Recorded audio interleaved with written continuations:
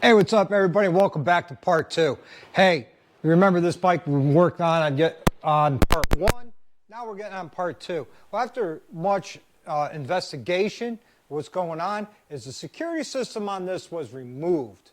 So what we've got to do is try and figure out how was it bypassed, because it's been reviewed for about a year or two before he parked it. So how do I get past it? And I have to figure that out, and I'll let you know how I got past it.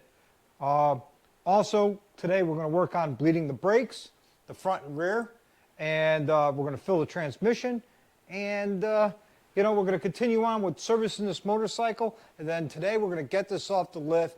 We're going to get it washed and detailed. I am going to put a hose to this bike. Normally, I don't like doing that, but it's something that has to happen because this bike is just totally disgusting. So let me bring you a little bit closer so you can see what I'm doing. All right, so we got our drain plug in for the transmission. So what you need here is a Allen wrench, 3/8.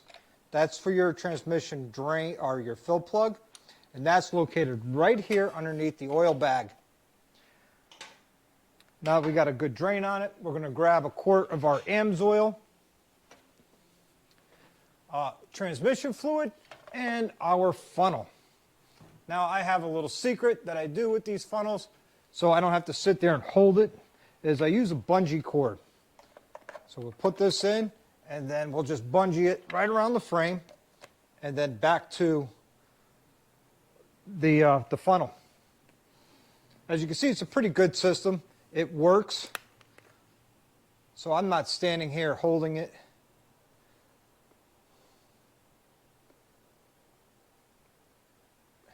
I can't put the whole quart in there at once, but it works.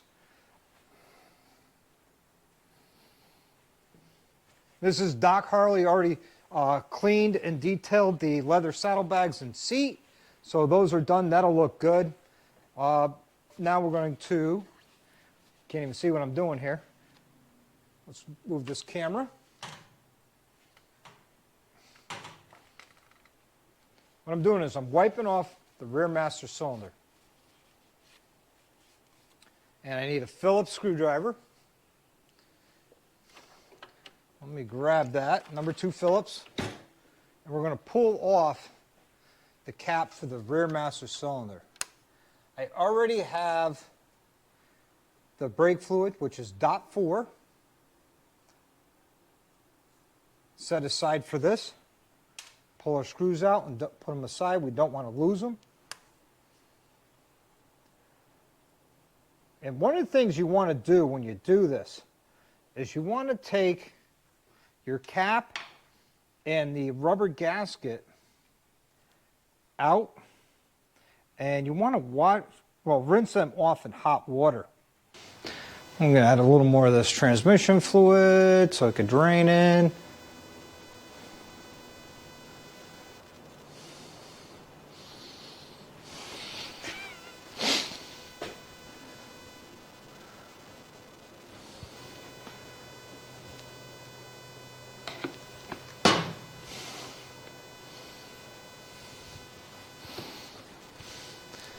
And that's the rest of the quart of the transmission fluid.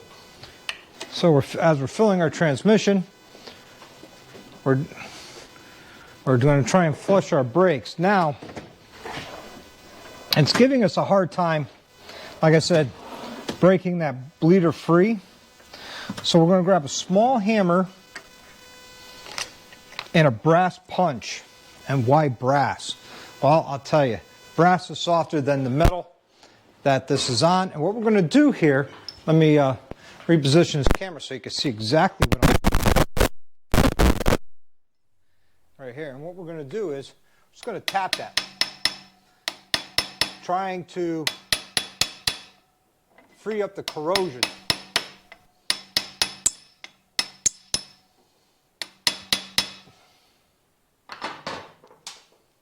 So let's give this another shot.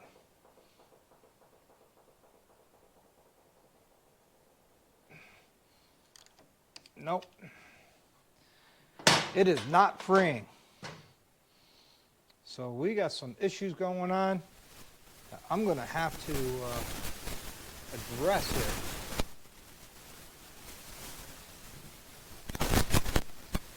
I'll be right back, guys. All right, guys, believe it or not, we got the bleeder broken free. So I want to remove this bleeder and we're going to clean it completely. Wow, that was quite the task getting this bleeder done. So I'm going to move my drain pan that I have for brake fluid underneath the rear caliper.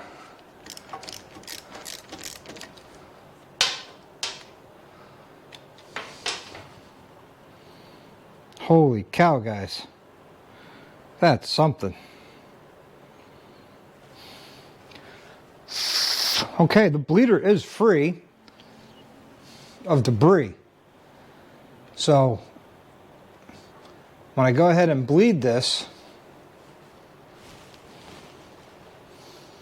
that all the fluid will come through the bleeder like it's supposed to. And what I do at that point is I send just enough of the rear master cylinder, for the master cylinder for the rear brakes, through the brake system. And I put a rag over the bleeder. This way, I know I got fresh fluid going all the way through the rear brakes.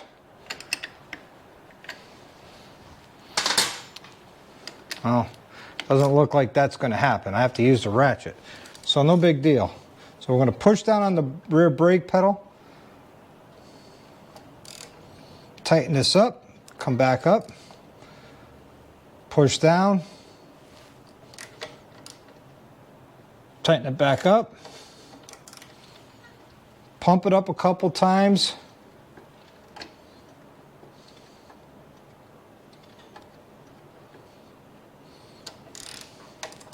Hold it down, break the bleeder, tighten it back up. You guys get the point. So here we go.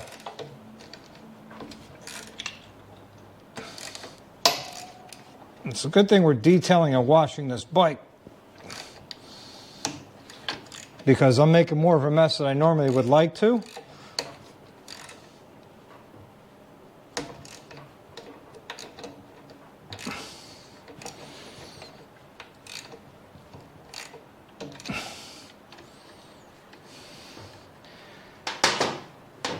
And that bleeder is so rounded off that no matter what I do, the socket and the wrench is slipping.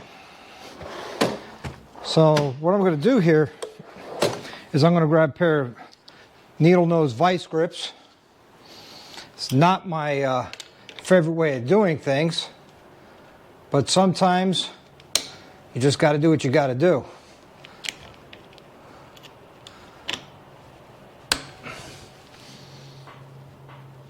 And that's just slipping right on that as well.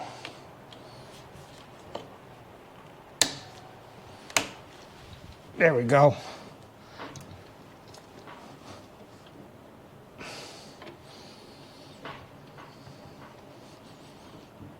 And we're bleeding our way.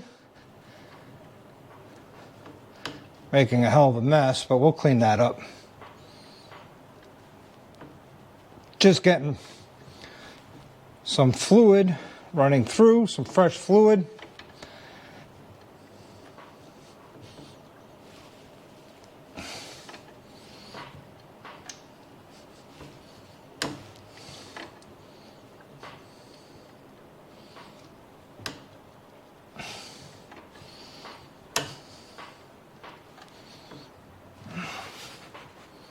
Making a mess on my lift as well. So let me grab a rag, because this brake fluid will eat up the powder coat on my lift. And that's something I do not wish to happen. All right, reposition my drain pans.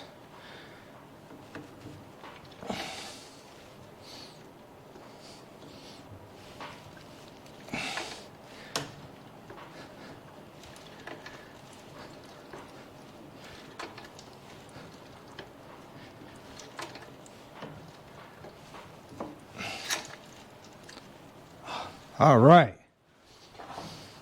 We sucked in a little bit of air on that, but that's good because then I know a whole master cylinder of brake fluid has been sent through.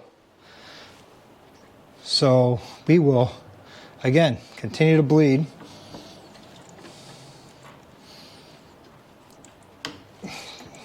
Just so I'm comfortable there's no air in the system.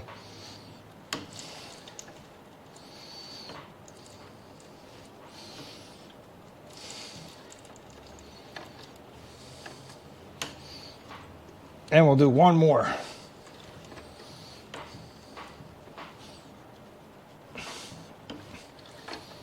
Now remember, guys, when you do your, how often should you bleed your rear brakes? You let me know in the comments down below what you think. At the end of the video, I'll let you know. All right, I'm going to top off the rear master cylinder.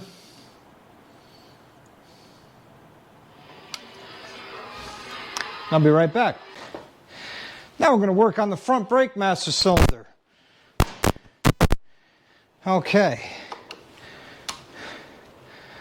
Again, we're going to wipe this off. I almost forgot.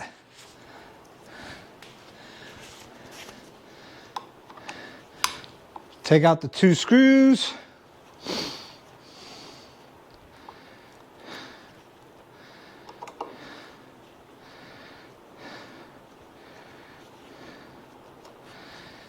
And remove the cap. All right, this brake fluid looks yellow, which yellow is not good. Our brake fluid should be clear, as we all know. And what yellows it? Moisture and age. So we're going to suck it all out.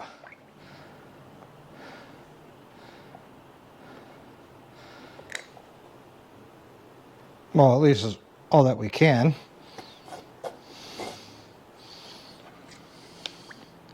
And then we're going to wipe it out with a fresh, clean rag.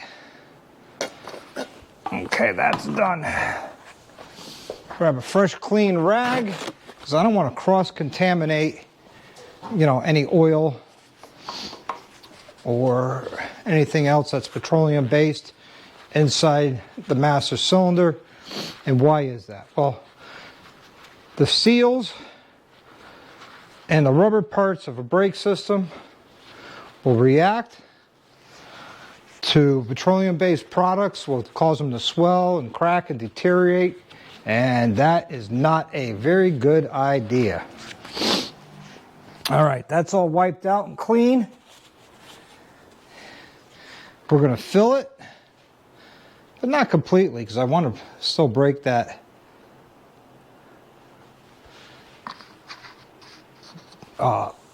bleeder screw. So, words are hard for me today.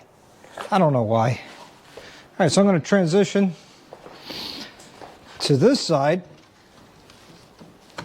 And how are we going to bleed this? We're not going to do it like we did the rear brakes with the lever. Nope. What we're going to do is hook up the vacuum pump, and we're going to vacuum suck. We're going to vacuum suck all the old brake fluid out until I get clean fluid coming through. And it's easy to see because the vacuum pump and brake bleeder, it has a clear-ish container, and we're going to, you know, vacuum it out. And as it's vacuum bleeding, we're going to be topping off the master cylinder to make it all happy.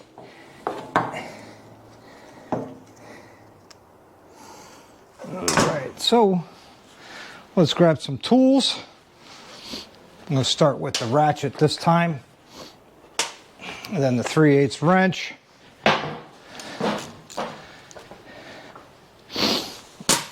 Okay. I'm sorry to move the camera. That's because we're going to be doing a lot of the work on that side. All right. That broke free nice and easy, which is a good thing.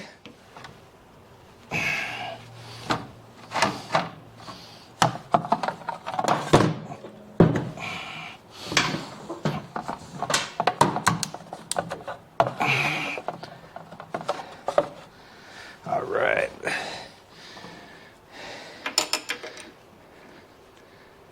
Okay.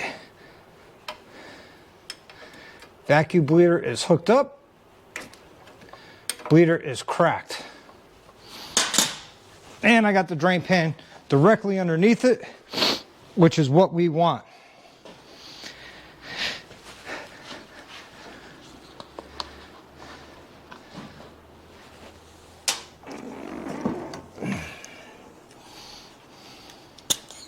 So now I just pump it up, and this will literally suck the fluid right down.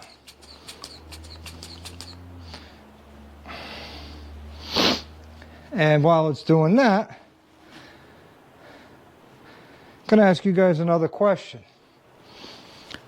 Question is, what does hydroscopic mean? And why is that big word so important for what we're doing? I know I mentioned it in the past, but brake fluid is hydroscopic. And if you wait around to the end, I will most definitely let you know what it is.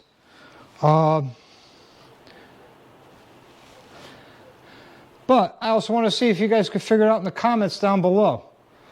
Let me know. Boy, that is some nasty fluid coming out of this front brakes. I'm going to show you the catch can that I have for this vacuum pump.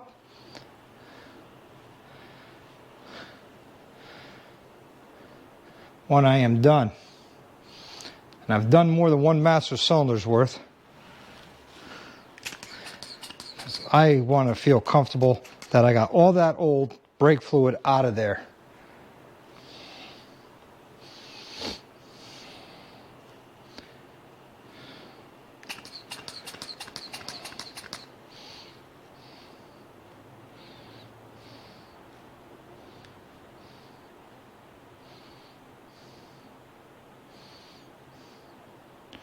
Alrighty. And that'll be the end of that.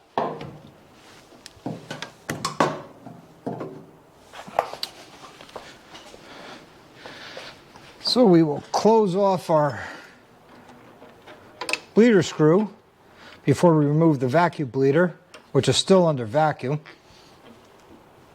Alright, that's closed. And there you go. Vacuum bleeder is removed.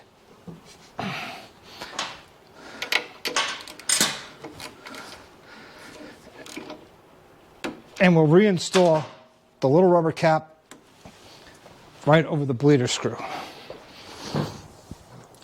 All right, so what I want to do is get all the brake fluid out of the lines.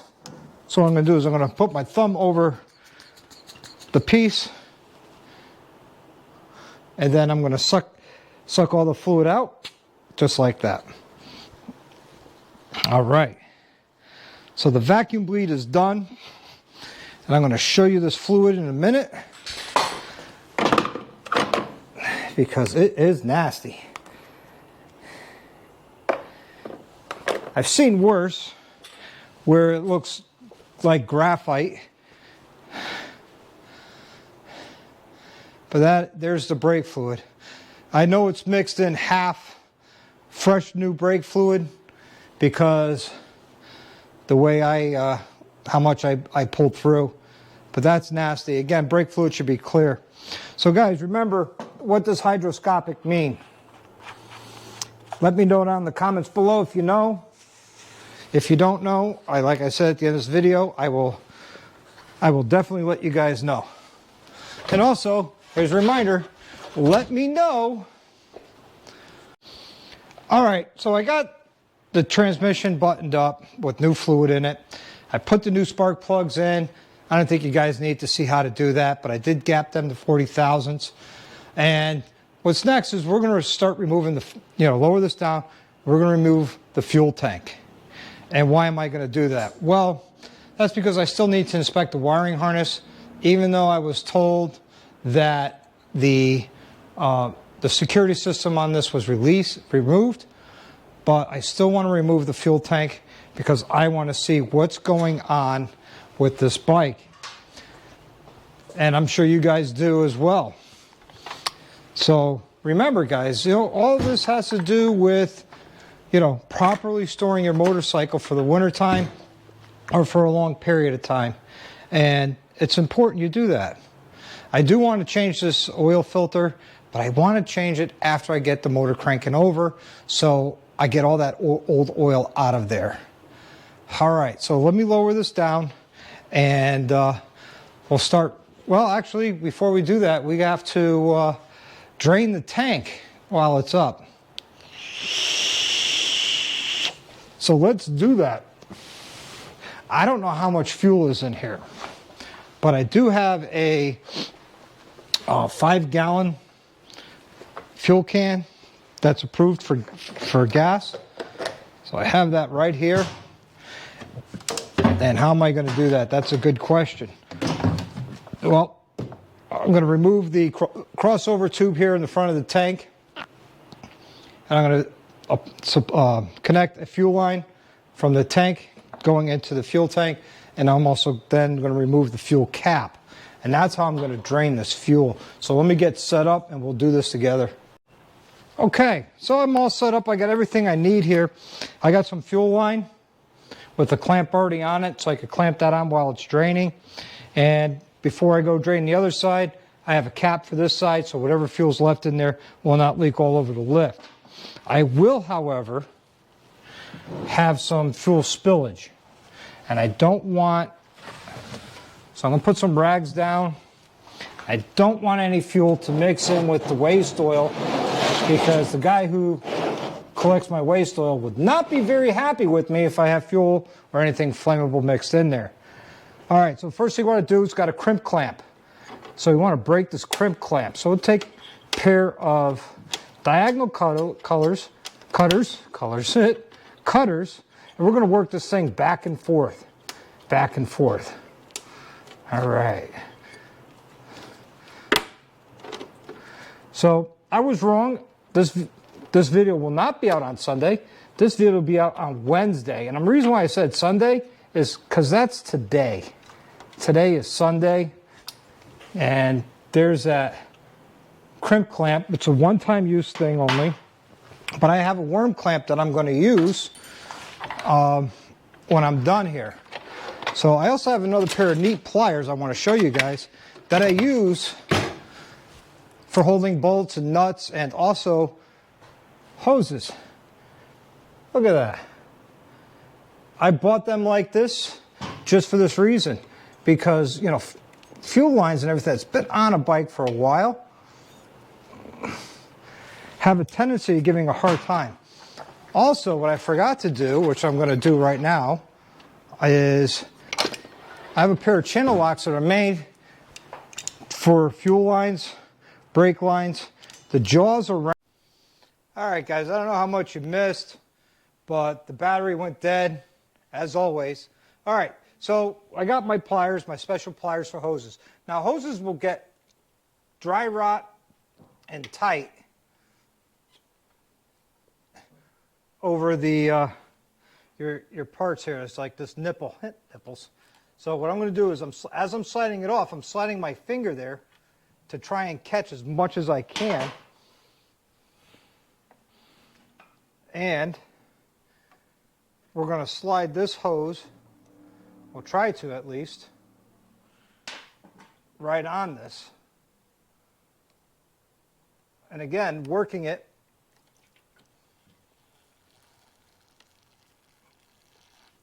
there we go. We're draining. And I didn't spill much fuel, which is a good thing. But in the meanwhile, I'm going to clamp this off so I don't have any fuel leaks here.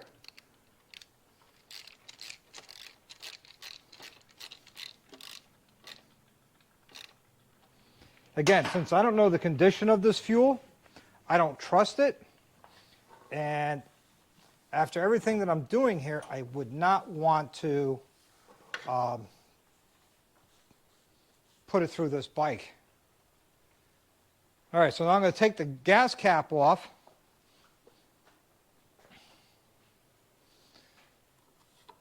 This way,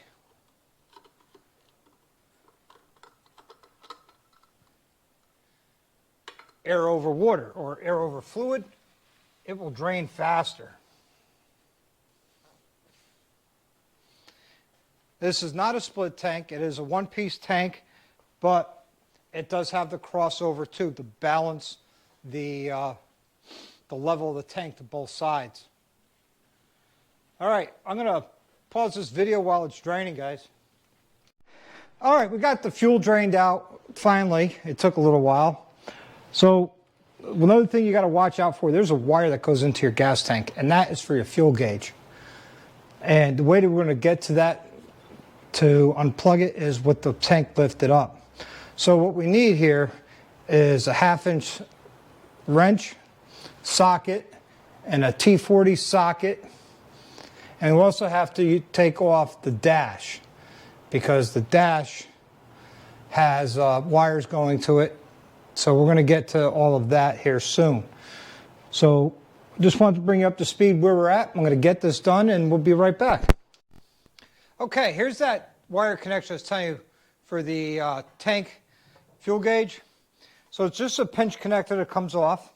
This is all the wiring here that's under the dash. And as you can see, I removed all the front bolt and the back bolt as well. So we're going to take this off. I'm going to put it aside in a safe spot. And I'm going to start inspecting this wiring harness to see if there is any damage to the wiring, why I'm not getting power to at least the headlight or anything like that, because it's this has been quite the interesting project here. And from what I can see from the wiring harnesses, from a quick visual inspection, there's nothing wrong with it as far as mice that could have gotten to it. And so we're going to look at all of that. You know, the throttle body looks good. The injectors look good. There's nothing chewed. There's no evidence of mice being in here. So that's a good thing. So that doesn't mean the wiring harness is destroyed, but it also means that I really got to figure out where this security system is and how am I going to bypass it. But before we go any further with that, I got to get this bike cleaned up because it is disgusting, and we're going to get it washed. All right, guys, that's it for this video today. This is part 2. If you haven't seen part 1 yet, I'm going to put it up over here. And there will be definitely a part 3, maybe a part 4 when we get this bike all back together and continue to troubleshoot the issues. Quick visual inspection of the wiring harness, it's in good shape.